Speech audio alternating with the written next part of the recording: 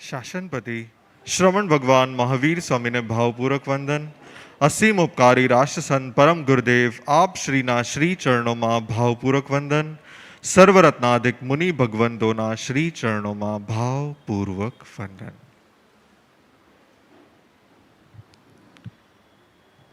વર્ષિતા પારણાનો અવસર અને ગઈકાલનું પ્રવચન પૂરું થયું અને જ્યારે હજી આ ઉપાશ્રયમાં જ હતા તો એક યુવાને આવીને એક પ્રશ્ન પૂછ્યો કે મહારાજ સાહેબ, જેમ હમણાં જ આ પારણાનો મહોત્સવ છે પણ તે પારણાના મહોત્સવમાં પ્રેરણા અપાઈ રહી છે કે કોઈએ ને કોઈએ દરેક આત્માઓએ વર્ષી તપની આરાધના કરવી જોઈએ, તો આ વર્ષી તપની આરાધના આખા વર્ષ સુધી એક પણ દિવસ મિસ કર્યા વગર શું આટલા બધા ઉપવાસ પોસિબલ થઈ શકે? તમને શું લાગે છે, વર્ષી તપની આરાધનામાં જ્યારથી શરૂ કરો ત્યારથી લઈને 13 મહિના ને 13 દિવસ સુધી શું કન્ટિન્યુઅસ ઉપવાસ હોય કે ન હોય? શું હોય? તો કે ભગવાન આદિનાથે જે સમય આરાધના કરી હતી તે સમયમાં 13 મહિના ને 13 દિવસ સુધી એક પણ દિવસ ન ભોજન વાપર્યું હતું, ન પાણી વાપર્યું હતું. 13 મહિના ને 13 દિવસ સુધી કન્ટિન્યુઅસ પ્રભુએ ઉપવાસની આરાધના કરી હતી. પણ પ્રભુમાંથી પ્રેરણા લઈને જ્યાંથી પ્રભુ થયા તે સમયથી લઈને હજારો લાખો વર્ષ વ્યતીત થઈ ગયા અને એવરી યર પ્રભુની સાધનામાંથી પ્રેરણા લઈને બધા જ ભાવિકો જે વર્ષી તપની આરાધના કરે છે તેમાં પ્રભુની જેમ કન્ટિન્યુઅસ ઉપવાસ નથી હોતા, પણ શું હોય છે? એક દિવસ ઉપવાસ, એક દિવસ પારણું, ફરી બીજા દિવસ ઉપવાસ, તેના પછી પાછું પારણું. ઘણા બધા લોકો ક્યાંક ને ક્યાંક ઉપવાસથી શક્ય ન બની શકે તો શેનાથી કરે છે? આંબિલથી પણ વર્ષી તપની આરાધના કરે છે અને એકાસનાથી પણ વર્ષી તપની આરાધના કરે છે. અને જેમની ક્ષમતા છે તેઓ છઠ કરીને અથવા અઠ્ઠમ કરીને પણ છઠ કરે, અઠ્ઠમ કરે, ફરી પાછું એક દિવસ પારણું હોય અને એમ કરતા કરતા પ્રભુની જેમ 13 મહિના ને 13 દિવસ સુધી શું કરે છે? આરાધના કરે છે. અને એટલા જ માટે ઘણા બધા લોકોને પૂછવામાં આવે કે તમે વર્ષી તપ કરશો? તો ઘણા બધા લોકો શું કહે? ના, પણ અમારી પાસે છે ને સમયની અનુકૂળતા નથી. ઘણાને પૂછવામાં આવે તો તેઓ કહે કે ના, અમારી પાસે સમયની તો અનુકૂળતા છે પણ શરીરની એવી કોઈ ક્ષમતા નથી કે અમે વર્ષી તપ કરી શકીએ. પણ વર્ષી તપ કોણ કરી શકે? તો કે વર્ષી તપ એ જ કરી શકે કે જેની ઈચ્છા શક્તિ જાગે, તેને સમય પણ મળી જાય છે અને શરીરની ક્ષમતા પણ આવી જતી હોય છે. અને એટલા જ માટે વર્ષી તપ કરવા માટે જે 1 દિવસ, 2 દિવસ, 3 દિવસ, કદાચ 8 દિવસની 28-30 દિવસનું માક્ષક્ષમણ, તે તો શોર્ટ ટાઈમ પીરિયડ માટે છે. પણ લોંગ ટાઈમ પીરિયડ માટે, આખા વર્ષ માટે, કોઈ સાધના માટે, કોઈ તપ માટે ડેડિકેટ થવા માટે, કમિટ થવા માટે ઈચ્છા શક્તિ હોય, પોતાની અંદરનું વિલ હોય કે ના મારે કરવું જ છે, તે જ તે સાધના, તે જ તે આરાધના કરી શકતા હોય છે. અને એટલા જ માટે ઈચ્છા શક્તિ, મારું વિલ કે હું ના મારે કરવું જ છે, તે જાગે કેવી રીતે? કેવી રીતે જાગે? તો ઘણા બધા લોકો એવા હોય કે જેમને ક્યાંક ને ક્યાંક ફિયર હોય, જેમને ક્યાંક ને ક્યાંક ડર હોય. તેમને એમ થતું હોય કે ના, મારાથી તો આટલા બધા દિવસ કેવી રીતે પોસિબલ થઈ શકશે, અને આટલા બધા દિવસ કરીશ તો ક્યાંક ને ક્યાંક મારા શરીરમાં વીકનેસ આવી જશે, તો ક્યાંક ને ક્યાંક કોઈ વિટામિન્સ, મિનરલ્સ કંઈ ઓછા પડી જશે તો. પણ હંમેશા યાદ રાખવું જોઈએ કે આપણું તન તેને જે પ્રમાણેની સિસ્ટમમાં સેટ કરવામાં આવે તે સિસ્ટમમાં શું થઈ જતું હોય છે? સેટ થઈ જતું હોય છે. એટલે એક દિવસ ઉપવાસ અને બીજે દિવસે જ્યારે પારણા છે ત્યારે શરીરને જેટલી પણ રિક્વાયરમેન્ટ છે તે રિક્વાયરમેન્ટ ફૂલફિલ થઈ જાય છે અને ફરી પાછું તે બીજા દિવસના ઉપવાસ માટે તૈયાર થઈ જાય છે. ને એટલે જ એક પછી એક દિવસનો ઉપવાસ થતા જાય, 15 દિવસ, 20 દિવસ, 1 મહિનો, 2 મહિનો થતો જાય, તેમ શરીર સેટ થઈ જાય. અને શરીરના ભયથી જો આપણે સાધનાથી ક્યાંક ને ક્યાંક દૂર રહેતા હોઈએ તો શરીર તે સાધના માટે શું થઈ જતું હોય છે? સેટ થઈ જતું હોય છે. અને એટલા જ માટે સૌથી ફર્સ્ટ જેનો ફિયર ઓછો થાય તે ક્યાંક ને ક્યાંક વર્ષી તપની આરાધના કરી શકતા હોય છે. તેનાથી પણ આગળ વધીને સેકન્ડ, ઘણા બધાને ક્યાંક ને ક્યાંક વર્ષી તપની આરાધના કરવાની ભાવના તો થતી હોય, વિચાર તો થતો હોય, પણ ક્યાંક ને ક્યાંક તેમનું મન શું થતું હોય? વીક થતું હોય. અને એટલા જ માટે જેવો સંગ તેવો શું કહેવાય? જેવો સંગ તેવો રંગ. અને એટલા જ માટે જેટલા પણ લોકો તપસ્વી હોય, જેટલા પણ લોકો વર્ષી તપની આરાધના કરતા હોય, તેમની પાસેથી પ્રેરણા લઈને તેમની સાથે ઘણા બધા લોકો જે વર્ષી તપમાં જોડાતા હોય તેની સાથે જો જોડાઈ જઈએ તો તેની સાથે કરતા તમે બરાબર ચેક કરશો ને તો કોઈ પણ આરાધના એકલા કરવી હશે ને તો આપણને ક્યાંક ને ક્યાંક એમ થશે કે ના હું કરી શકું કે ન કરી શકું. પણ જેવા બધાની સાથે જોડાઈ જઈએ તો તરત આરાધના શું થઈ જાય? અને એટલા જ માટે જેટલા પણ લોકોને વર્ષી તપની આરાધના કદાચ ફર્સ્ટ ટાઈમર હોય, ફર્સ્ટ ટાઈમ કરવાનો વિચાર હોય, અને એટલા જ માટે જેટલા પણ લોકો સમુદાયમાં સાથે મળીને આરાધનામાં જોડાઈ જાય છે તેની આરાધના તે ક્યાંક ને ક્યાંક શ્રેષ્ઠ બની જતી હોય છે. અને એટલા જ માટે હંમેશા જ્યારે પણ આરાધના કરવી હોય તો બીજા પણ જે તપસ્વી છે, જો આપણે તપસ્વીને જોશું તો આપણને તપની પ્રેરણા જાગશે. અને જો ક્યાંક ને ક્યાંક જે લોકો ભોજન કરે છે તેનો જ સંગ રાખશું તો શું થશે? તો કે તે વિચાર કરશે કે ના ના આપણને ભૂખ લાગી જાય છે તો કદાચ તમને પણ ભૂખ લાગી જશે. અને એમ કરતા તે તો વીક થશે પણ આપણને પણ વીક કરી દેશે. અને એટલા જ માટે તપની આરાધના કરવા માટે જો આપણે તપસ્વીનો સંગ રાખીએ તો તપની આરાધના તે શ્રેષ્ઠ બની જતી હોય છે. તેનાથી પણ આગળ વધીને ઘણા બધા લોકોને ક્યાંક ને ક્યાંક તપ તો કરવું હોય પણ શું લાગે? જેવી સવારની બપોર પડે એટલે શું થાય? ભૂખ લાગે. ક્યાંક ને ક્યાંક તે ભૂખની પીડા લાગે, રાઈટ? અને એટલા જ માટે જે ભૂખને સહન કરી શકે તે તપ કરી શકે છે. ગુરુદેવ પાસે આવીને કોઈ પ્રશ્ન પૂછ્યો કે ગુરુદેવ મારે ઉપવાસ કરવો છે પણ હું ટ્રાય પણ કરું છું પણ મને ભૂખ લાગી જાય છે. દેવાનુપ્રિયો એક સાથે આ 54 તપસ્વીઓ ભાવથી આજ શ્રી સંઘમાં પધારી રહ્યા છે. આપણે સૌએ એમનું જેમ આપણે દીક્ષાર્થીનું સ્વાગત કરીએ ને એમ આપણે તપસ્વીનું પણ શું કરવું જોઈએ? એક સ્વાગત કરવું જોઈએ. બેઠા કરશો તો વાંધો નહીં, આરામથી. યસ.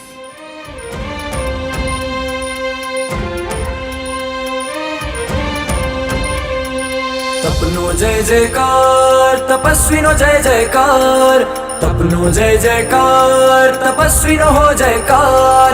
વેદ જ્ઞાન ને પામવા કાજે તપોધની બન્યા તે આજે. વેદ જ્ઞાન ને પામવા કાજે તપોધની બન્યા તે આજે. રોમ રોમ નો અડગ નિશ્ચય આત્મનાદ ગાજે. રોમ રોમ નો અડગ નિશ્ચય આત્મનાદ ગાજે. હો તપનો જય જયકાર, તપસ્વીનો જય જયકાર. તપનો જય જયકાર, તપસ્વીનો હો જયકાર.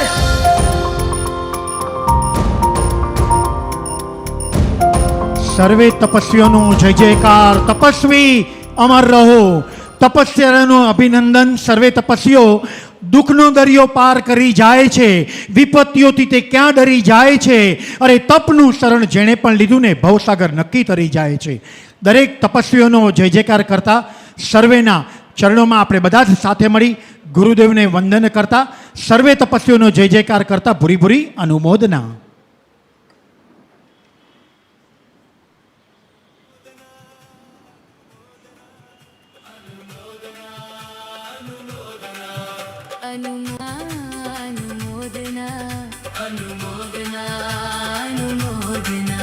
તપસ્વીની અનુમોદના. તપસ્વીની અનુમોદના. અનુમોદના અનુમોદના. અનુમોદના અનુમોદના. અનુમોદના અનુમોદના. અનુમોદના અનુમોદના. અનુમોદના અનુમોદના.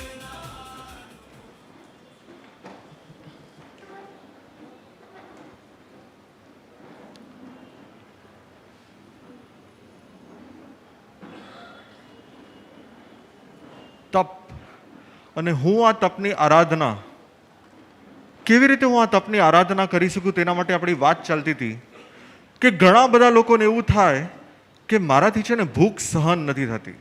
જે ક્ષુધા વેદનીય છે તે ક્ષુધા વેદનીય, ક્ષુધાની વેદના, ભૂખની વેદના તે મારાથી સહન નથી થતી. મારી ઈચ્છા તો છે, મારો વિચાર તો છે, મારો વિલ તો છે કે ના મારે કરવું છે, પણ ક્યાંક ને ક્યાંક શું થાય છે તો કે થોડી વાર થાય ને ભૂખ લાગી જાય છે.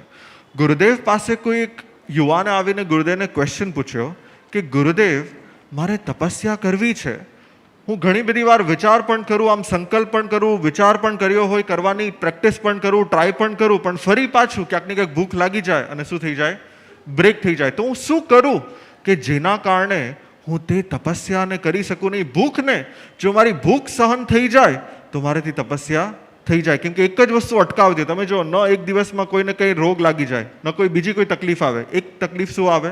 ક્યાંક ને ક્યાંક ભૂખ લાગી જાય. અને એટલા જ માટે ગુરુદેવે તેમને એડવાઇસ આપી.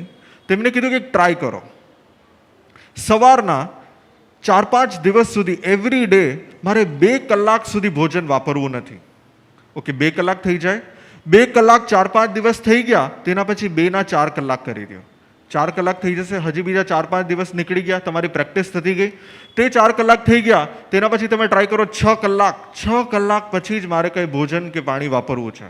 6 કલાક થઈ ગયા, એમ કરતાં કરતાં 6 થી 8, 8 થી 12, અને એમ કરતાં કરતાં કરતાં કરતાં શું થઈ જાય? તો કે આખો 24 કલાક નીકળી શકે. અને એટલા જ માટે જેમ જેમ આપણે ભૂખ સહન કરવાની પ્રેક્ટિસ કરતા જઈએ છીએ, તેમ તેમ તે સહન શક્તિ આપણી વધતી જાય છે, અને તે તપ કરવા માટેની આપણી યોગ્યતા અને આપણી ક્ષમતા ડેવલપ થતી હોય છે. કેમ કે ઘણા બધા એવા હોય કે જે જન્મના તપસ્વી હોય, પણ ઘણા એવા પણ હોય કે જેની તપની શરૂઆત આ ભાવથી થવાની હોય. અને એટલા જ માટે હું પ્રયત્ન કરીશ, હું પુરુષાર્થ કરતો રહીશ, તો ડેફિનેટલી હું ત્યાં સુધીના લેવલને અચીવ કરી શકીશ. એક બહુ સરસ, એક બહુ ફાઇન સ્ટોરી છે જે આપણને હંમેશા મોટિવેટ કરી શકે કે ના, મારાથી પણ પોસિબલ થઈ શકે છે, હું પણ કરી શકું છું, હું પણ મારી ક્ષમતાને વધારું તો મારાથી પણ શક્ય બની શકે છે. એકવાર એક રાજમહેલમાં એક ભાઈ પોતાના શોલ્ડર્સ ઉપર એક આખી મોટી બફેલો તેને ઉપાડી અને પોતાના ખંભા પર લઈને રાજમહેલમાં ચાલતા ચાલતા ચાલતા ચાલતા આવે છે. અને રાજાને કહે છે, રાજાને ચેલેન્જ આપે છે કે તમારા નગરમાં કોઈ એવી વ્યક્તિ હોય કે જે મારી જેમ આવી જ રીતે આખી ફૂલ સાઇઝની બફેલો, કેટલું વજન હોય? કેટલું વજન હોય?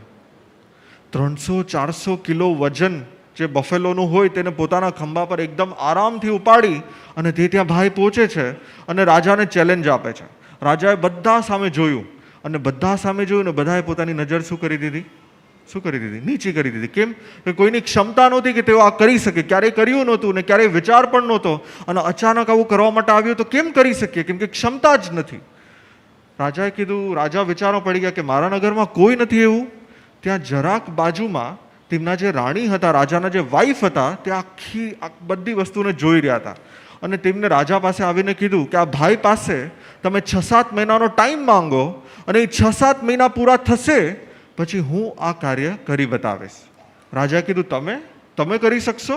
તેમણે કીધું, હા, મને 6-7 મહિનાનો ટાઈમ જોઈએ છે, અને 6-7 મહિના પૂરા થશે પછી હું આ કાર્ય કરી બતાવીશ. રાજાએ કીધું ઓકે. તે વ્યક્તિને કીધું 6-7 મહિનાનો ટાઈમ આપો. ટાઈમ પણ મળી ગયો.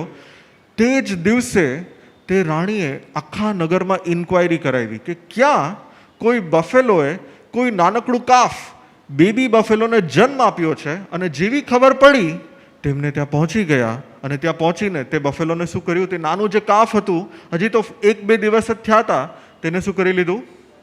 ઉપાડી લીધું. બહુ સિમ્પલ, બહુ નાનકડું કાફ હોય, તેનું વજન પણ બહુ ઓછું હોય, બહુ ઇઝી હોય, એટલા માટે શું કરી દીધું? ઉપાડી દીધું. હવે બીજો દિવસ થયો, ફરી પાછા ગયા, ફરી પાછું ઉપાડી લીધું. એમ કરતાં કરતાં કરતાં કરતાં એવરી ડે તેઓ જતા ગયા. એવરી ડે તે બફેલોનું બેબી થોડું થોડું થોડું થોડું મોટું થતું ગયું, તેનું વજન થોડું થોડું વધતું ગયું. અને આમની પણ એવરી ડેની પ્રેક્ટિસ, તે પ્રેક્ટિસ પણ વધવાની શરૂઆત થઈ ગઈ. અને એમ કરતાં કરતાં કરતાં કરતાં 6-7 મહિના વ્યતીત થયા. તે બેબી એકદમ મોટું થઈ ગયું હતું, અને રાણીની ક્ષમતા પણ એકદમ વિશાળ બની ગઈ હતી. અને 6-7 મહિના પછી તે રાણી તે જ બફેલોને, ફૂલ સાઇઝની બફેલોને પોતાના શોલ્ડર પર લઈને શું કરે છે? તો કે રાજમહેલમાં પહોંચી જાય છે. અને એટલા જ માટે એવરી ડેની પ્રેક્ટિસ, એવરી ડે, રોજ સવાર પડે અને એક વિચાર કે ના, અમારે કાંઈ નહીં તો છે ને નવકારસિંહની આરાધના કરી લેવી છે. થોડા દિવસ થાય ના, કાંઈ નહીં ને મારે છે ને દોઢ પોરસીની આરાધના કરી લેવી છે. અને એમ કરતાં કરતાં કરતાં કરતાં કરતાં કરતાં એવરી ડેની પ્રેક્ટિસ થતી જાય તો આખા દિવસનો ઉપવાસ થઈ શકે કે ન થઈ શકે? પોસિબલ કે નોટ પોસિબલ? રાઈટ. અને એટલા જ માટે પ્રેક્ટિસ મેક્સ મેન પરફેક્ટ. તપમાં પણ જેટલી તપની પ્રેક્ટિસ તેટલું તપમાં આપણી ક્ષમતા તે વધવાની શરૂઆત થઈ જાય છે. તેનાથી પણ આગળ વધીને જ્યારે તપની પ્રેરણા ચાલી રહી છે ત્યારે ભગવાને એક પ્રેરણા આપી કે તમે કદાચ કેટલા લોકો એવરી ડે 24 કલાકનો ઉપવાસ કરી શકે છે? કેટલા લોકો એવરી ડે એક પણ દિવસ ચૂક્યા વગર 24 કલાકનો ઉપવાસ કરી શકે છે?